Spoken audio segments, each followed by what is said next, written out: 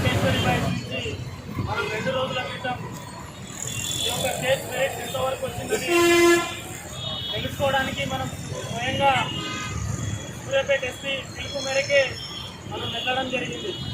అక్కడ మనకు తెలిసిన ఆధారాలు ఏంటంటే, నిజంగా నేను సూర్యాపేట ఎస్పీ గారికి సూటిగా ప్రశ్నిస్తున్నా, కేసీఆర్ చెంచవా అని అడుగుతున్నా నేను. ఎందుకంటే ఏదైతే కోటేశ్వరిపై ఎంతవరకు వచ్చింది ఇన్వెస్టిగేషన్ అంటే, అమ్మాయి ఇన్వెస్టిగేషన్ అయిపోయింది. మాకు తెలిసిన విచారణ ఒకటే, అమ్మాయి చేతిలో నిమ్మకాయ ఉంది, అమ్మాయికి చేతబడి చేసిరంట. అమ్మాయి చేతిలో నిమ్మకాయ ఉంది, అమ్మాయికి చేతబడి చేసిరంట. నిజంగా నేను అడుగుతున్నా, నువ్వు యూపీఎస్సీ క్రాక్ చేసి ఒక సివిల్ ఆస్పిరెంట్గానే వచ్చినావా అని అడుగుతున్నా, లేదా కేసీఆర్ చెంచామని అడుగుతున్నా. నీకు సిగ్గు శరం ఏమైనా ఉందా అని అడుగుతున్నా. నువ్వు ఐపీఎస్ఏనా? అసలు నువ్వు సూర్యాపేట ఎస్పీనేనా? ఇంకోటి ఏం చెప్తానంటే, హాస్పిటల్లో విచారణ చేస్తే అక్కడ అమ్మాయిని 3 గంటల పాటు అక్కడనే ఉంచి డాక్టర్లు ఎవరు పట్టించుకోకపోతే అక్కడి నుంచి ఒక తెలియని PG, north Indian PG doctor అంట, ఆమె తెలియకుండా రిపోర్ట్స్ రాసిందంట. అరే సూర్యాపేట ఎస్పీ దద్దమ్మా, ఇక్కడ రిపోర్ట్లు ఉన్నాయరా నాయన, కన్సల్టెంట్ చూడు, డాక్టర్ కిషోర్, డాక్టర్ చేతన్ అని ఉంది. కళ్ళు కనిపిస్తలేవా ఆయనకి? ఇక్కడ సెక్సువల్ హరాస్మెంట్ అని ఉంది.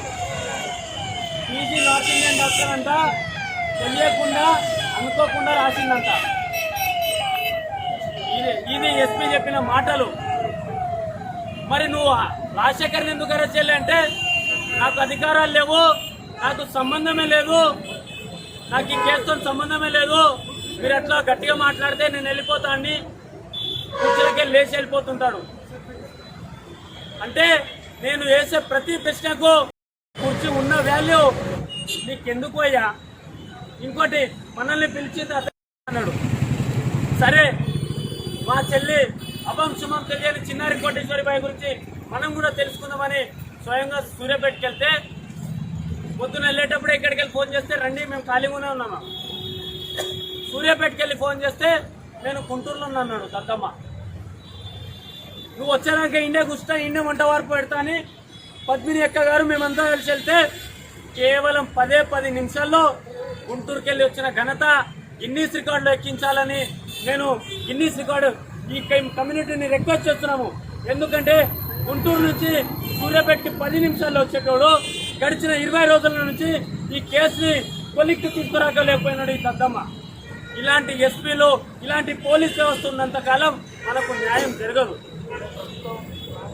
ఇక్కడ ఈ ప్రభుత్వం ఒత్తిడి, అక్కడ అధికారులు ఒత్తిడి, ఇక్కడ మనం చేసినటువంటి మనం పోయినప్పుడు అక్కడ నా సోదరులను, మన గిరిజన నాయకులనే ఒక నాయకుడు బెదిరిస్తున్నట్ట.